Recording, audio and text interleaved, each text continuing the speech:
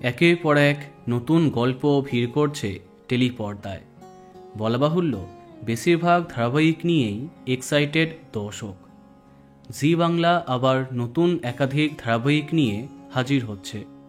ইতিমধ্যে upcoming ধারাবাহিকগুলির update তোমাদের দিয়েছি।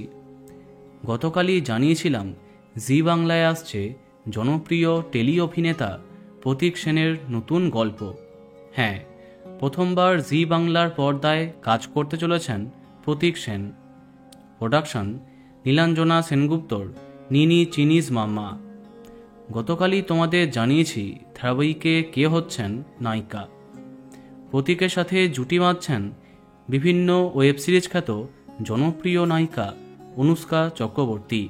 তবে এটা একদমই কনফার্ম তা নয়। এবার জানা যাক ধারাবাহিকের নাম এবং আরও কিছু কাস্টিং। ধারাবাহিকের প্রধান চরিত্র দাদামণি। 4 বোনকে সে নিজের মেয়ের মতো মানুষ করেছে।